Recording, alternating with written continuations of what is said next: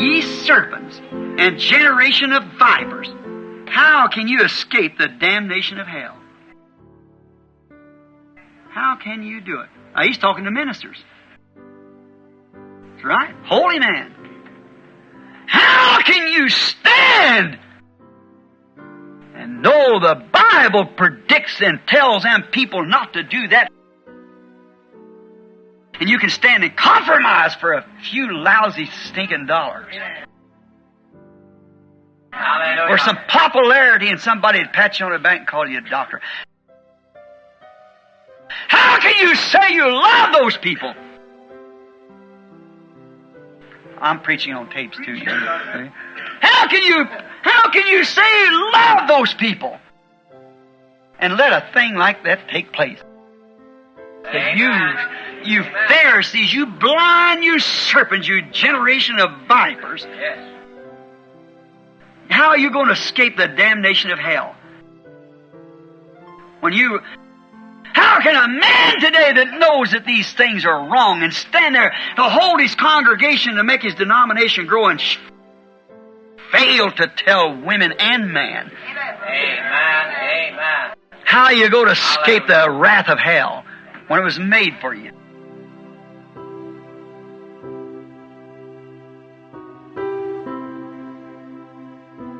And many times things happen to us that we wonder why it is.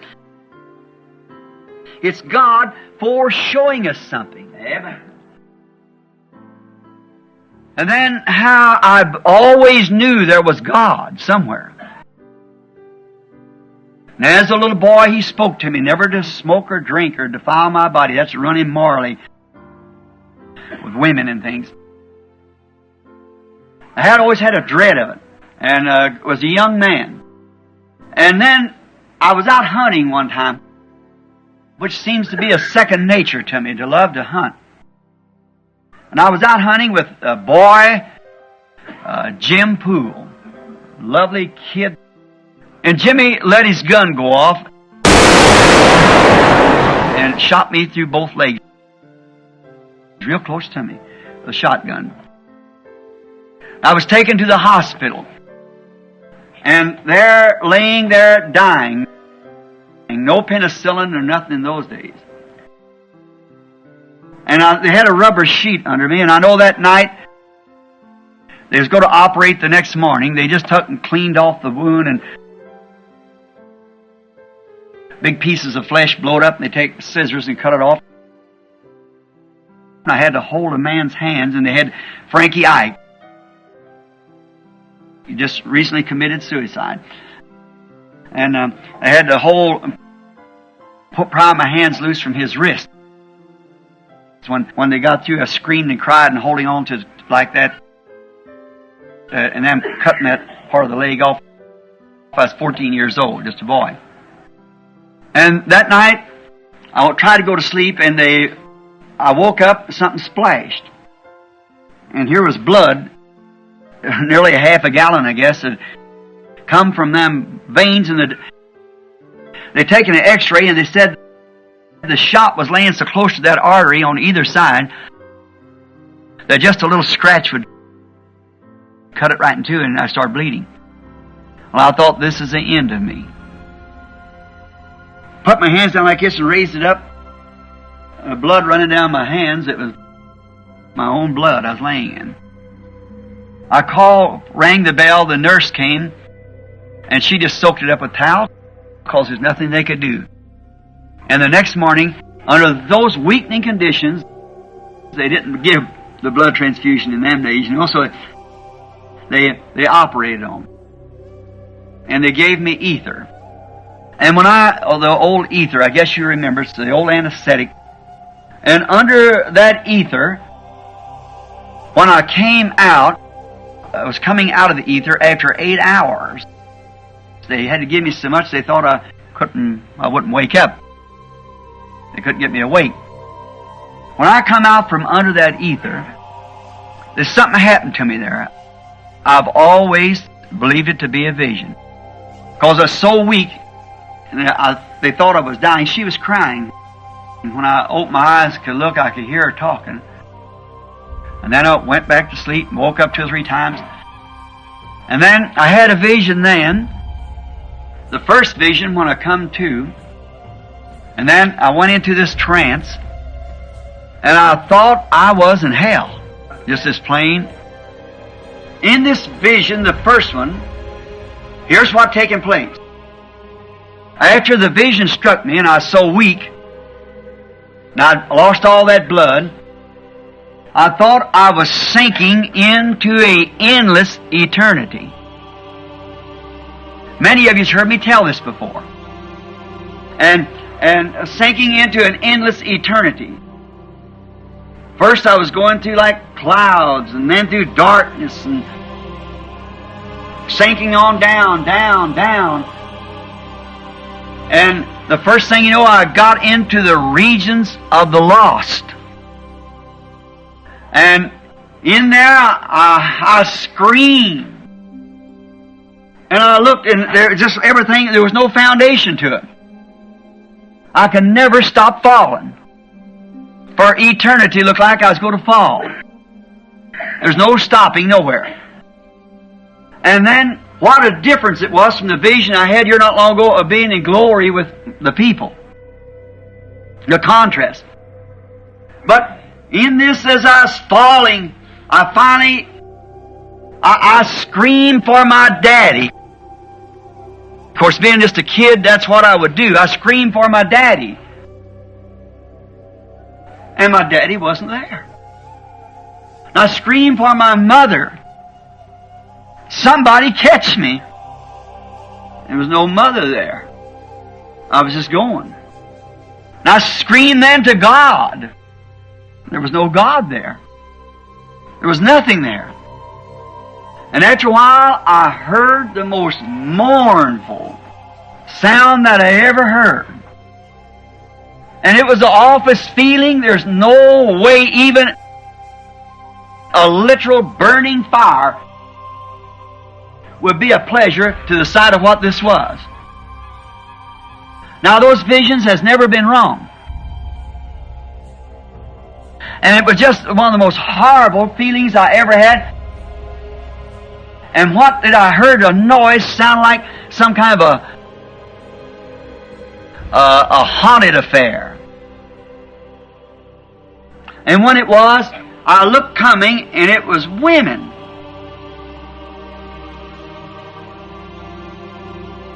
And they had green stuff. You just see their face.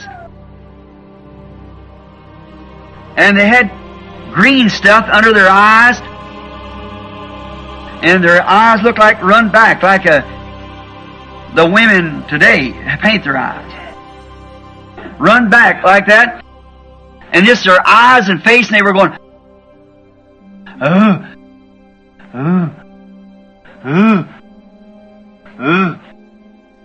Oh my, I just screamed out.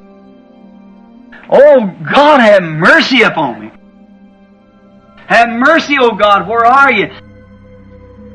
If you'll only let me go back and live, I promise you to be a good boy. Now that's the only thing I could say. Now God knows, and at the day of judgment, He'll judge me for that statement. That's what I said. Lord God, let me go back, and I'll promise you I'll be a good boy. And when I got shot, I had told lies. I had done pretty everything there was to be done. Only one thing that I say I might as well just clean it out while I'm right here now. And when I looked down and seen I was half blowed in two almost, I said, God, have mercy on me. You know I never did commit adultery. That's the only thing that I could say to God. I never accepted His pardon and all these things. I just could say I never did commit adultery. And then they'd taken me out there. And then in that I cried, God, be merciful to me. I'll be a good boy. If you'll only let me go back. For I knew there was a God somewhere. And so help me, those wearied creatures all around, I'd just been a new arrival. In the most hideous, horrible, ungodly feeling in that looked like great big eyes, the big eyelashes out like that, and run back like a cat. Like back like this, and green stuff, and like it cankered or something. And they were going, ooh, ooh, ooh. Oh, what a feeling. Then in a moment's time, I'd come back to natural life again.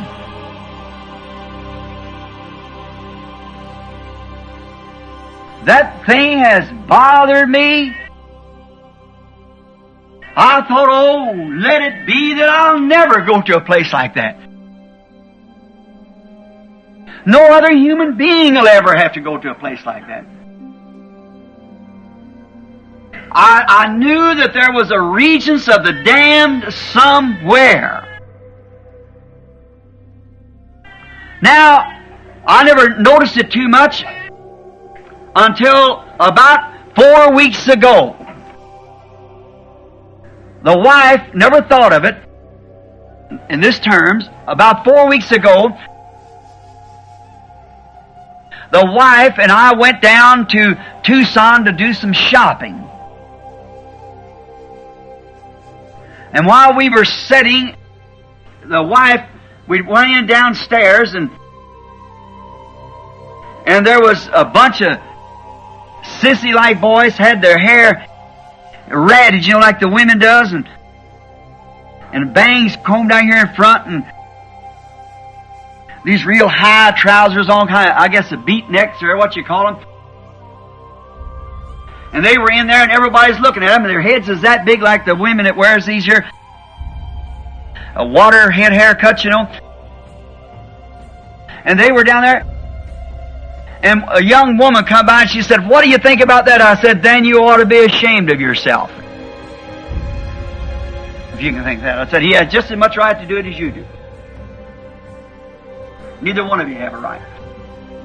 So I went upstairs and I sat down. And when I did, there's an escalator. It was in J.C. Penney's store, and that escalator bringing the people up. Well, I really turned sick at my stomach seeing those women come up there, young, old, and indifferent, wrinkled, young, in every way, with little bitty shorts on, their filthy body, and those sexy dressed women with those great big heads like that. And here they come, and one coming right up that escalator is coming right up like that, where I was sitting back in a chair, sitting there with my head down, and I turned and looked, and one of them coming up the steps was saying, Spanish speaking, to another woman. She was a white woman speaking to the Spanish woman. And when I looked, all of at once I was changed. There I'd seen that before. Her eyes, you know how the women are doing now, painting their eyes just recently like cat. You know, put it up like this, and wearing cat glasses and everything, you know, with eyes up like this. And that green stuff there in their eyes, there was that thing I seen when I was a child. There was the woman, just exactly. And I just got numb all over and began to look around. And there was those people mumbling, you know, going on about the prices and things in the building, and I just looked like it. I just changed for a moment. And I looked and I thought, that's what I saw in hell. There they was, that canker. I thought because they were in hell, what made them that way, a greenish blue under their eyes. And here was these women painted with greenish blue. Just the way that vision said about 40 years ago. I'd seen that, and I couldn't even speak to my wife when she come. She's over there trying to get Sarah and the kids something kind of a dress or something for school. And I couldn't even speak to her. She said, "Bill, what's the matter with you?" I said, honey, I'm almost a dead man. And she said, what's the matter? Are you sick? I said, no. Something's just happened. I said, just let me alone a minute, honey. I said, if you don't mind, I want to go home. And she said, are you sick? I said, no. Just go ahead, honey, if you got any shopping to do. She said, no, I'm finished. And I said, let me take you, but see. I walked out, she said, what's the matter? I said, Meaty, something happened up there. And while I was under that, I thought this, what day are we living in? As I saw the vision of both places, have by the grace of God, I say this not to be sacrilegious, and if it's wrong, God forgive me. I believe I've been in both places. In both places. And I've seen the redeemed, the blessed, and I've seen the lost and where they were at. And that's why I stand as your brother today to warn you to flee from that downward path. Don't you never go that road. And you've got everything to live for, that blessed upward way, where the redeemed are in joy and peace, and they can't sin, they can't be sorry, they can't do, there's nothing, they're perfect. Seeing both places. I know that's an awful statement for a person to make, but God being my judge, I solemnly believe I've seen both places. I believe that. And oh, far be it from any person ever entering that regions of the lost. If you were standing with hot wires bored to you, tormented in every way, it'd be not like that devil torment there is in that place. There could be nothing, the human mind couldn't comprehend what that regions of the lost is. There's no way to explain it. And there's no way to explain what the regions of the blessed is. It's so great. That's so horrible and this is so great. It's from the ridiculous to the sublime. So, if anybody hears me, I don't know where this tape will go. But let everyone hear it in the tape or wherever it may go. Don't never go towards that regions of the lost. You can't picture hell being that bad. And whatever you do, don't you never forget this, that the regions of the blessed, I would say this with St. Paul, eye has not seen, ear has not heard, or either could it enter the heart of man what God has for them in store that love Him.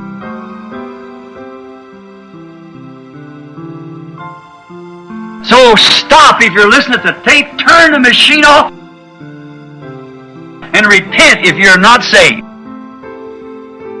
And get right with God.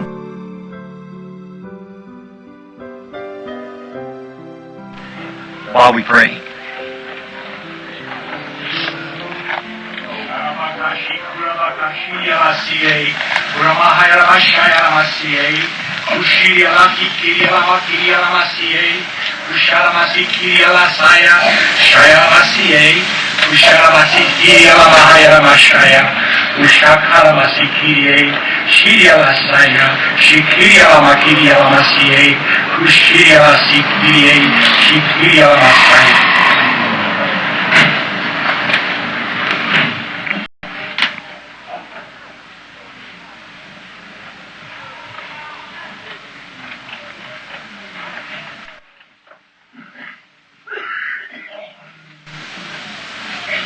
Children, today I say unto thee, yea, even I, the Almighty God, hath looked upon the earth today. I have seen the evil that this creation has been brought to. Yea, I see the sin that man this day is wallowing within. Yea, dost thou not know that I have done a great thing for thee? Yea, I have sent forth a man in this last day. Yea, that he might be a mouthpiece unto this generation.